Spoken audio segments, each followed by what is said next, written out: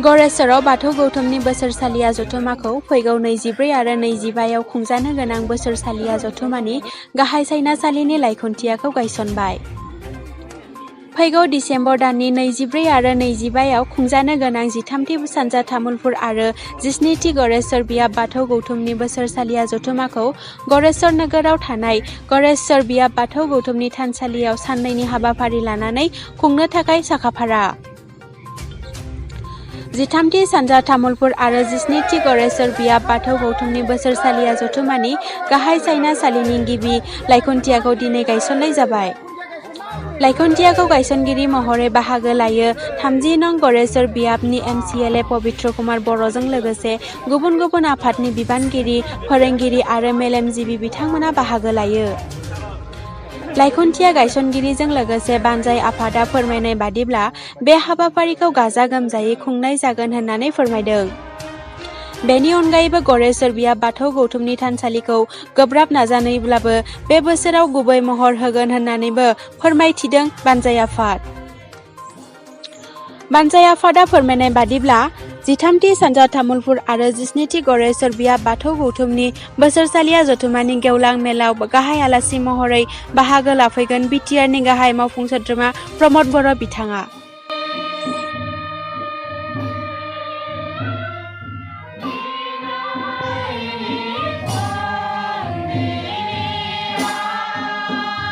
खुलुमबाय। दिनैनि नैबे सानाव जों गोथार सानाव दिनैनि जि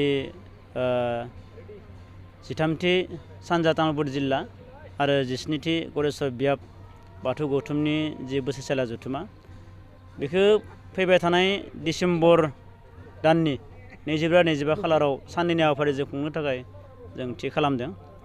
बे लेखायनो दिनै बे हाबाफारिनि गाहाय खुन्थियाखौ जोंनि 30 नं गरेस्वर समस्तिनि MCLA बिथां पबित्र कुमार बर' सारा बे माने गायसननानै होबाय।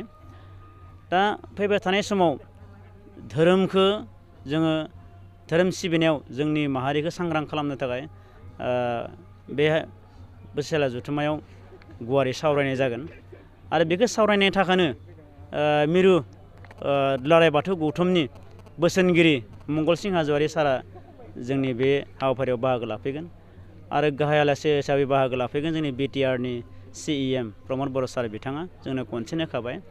दा बे हाबाफारिखौ मावफुंनो थांनायाव दिनै गरेस्वर बियाबनि मोनफ्रोमबो गामिफोरा जोंनो हानायमानि जोंखौ हेफाजाब होदों, सहाय खालामदों, दान बान्था बावहरदों आरो लोगोसे जोंनि गरेस्वर ओनसोलनि मेलेमजिबि सुबुं आरो धोरोम सिबियारि बिथांमोना बे हाबाफारिखौ खुंफुंनायाव जोंखौ हाजासे मदद खालामदों। दा जोंहा जिहेतु नैबे गरेस्वरनि बिखायाव जोङो मोनसे मन्दिर जोङो लुफुंबाय थादों आरो बे मन्दिर लुनायनि हाबाफारियाबो सोलिगासिनो दङ आरो बे मन्दिरखौ जेरैखिजाया बे बोसोराव जोङो लुफुंनो थाखाय जोङो साखाफारा जादों।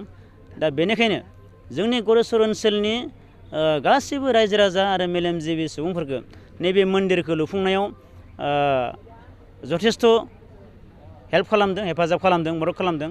आरोबाव गोसो गुदुं सुबुंफोरखौ जोङो नैबे मन्दिरखौ लुफुंनायाव जोंनिसिम मदद आरो हेफाजाब मोनबावगोन जों बेखौ मिजिंथिदों।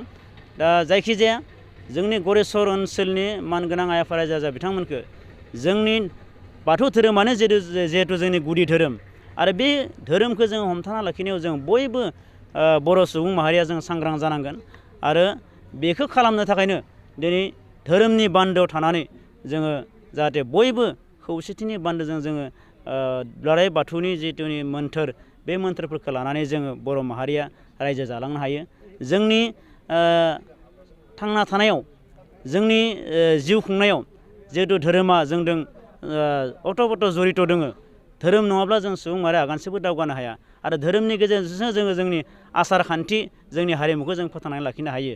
दा बेनिखायनो बे धोरोमखौ जोङो बयबो गोसो गुदुङै जों सिबिनांगोन, अनसायनांगोन। दा ओंखायनो जोंनि गरेस्वर ओनसोलनि मानगोनां आइ आफा रायजो राजा बिथांमोनखौ फैबाय थानाय जि डिसेम्बरनि 24 आरो 25 खालाराव जे खुंनो लानाय बोसोरसालिया जथुमा बेयाव लोब लोब फैनानै बाहागो लाफैगोन, बयबो जोंखौ हेफाजाब होफैगोन आरो जोंनि गेवलां मेलखौ जाफुंसार होनायाव बाहागो लाफैगोन। मानोना बेयाव धोरोमनि माखासे गोनांथार बाथ्राफोरखौ सावरायनाय जागोन जेला ओंखायनो रायजो राजा बिथांमोनखौ बाहागो लाफैनो थाखाय आङो बानजाय आफादनि जानानै खावलायहरनाय थाबाय। गिबियावनो खुलुमनाय बावहरबाय गरेस्वर बियाब दुलाराय बाथौ गौथुम आरो तामुलपुर जिल्ला सानजा बाथौ गौथुमनि बोसोरसालिया जथुम्माया जोंनि नैबे गरेस्वराव फैगौ डिसेम्बरनि 24 आरो 25 साननैनि हाबाफारि लानानै गाजा गोमजायै खुंनो लानाय जादों। बे हिसाबै दिनैहाय जोङो गिबि हाबाफारि हिसाबै बै बोसोरसालिया जथुम्मानि गिबि खुन्थिया गायसननाय हाबाफारिखौ मावफुंबाय। बे हाबाफारिखौ जोंनि गरेस्वरनिफ्राय देरहालांनो हानाय बिटिआरनि MCLA बिथां पबित्र कुमार बर'आ बेखेवनानै होबाय। बे लेखायैनो जोङो बानजाय आफादनि जानानै बिथांनिसिम साबायखर बावहरनाय जाबाय। जों बानजाय आफादनिफ्राय गासिबो रायजो राजाफोरखौ साबायखर बावहरदों।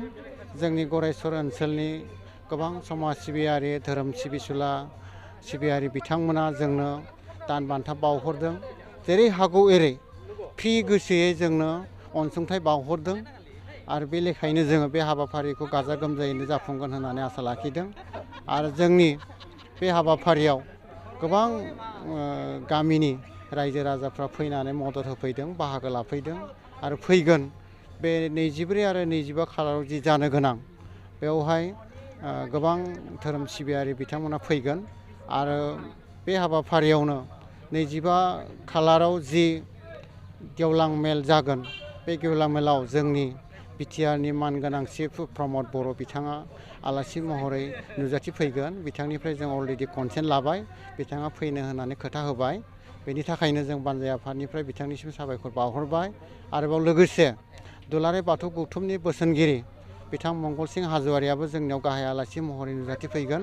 बिथाङाबो जोंनि बे हाबाफारिखौ मेहेरगोनां खालामगोन। बेनिखायनो जोङो बानजाय आफादनिफ्राय बिथांनिसिमबो साबायखर बावहरबाय।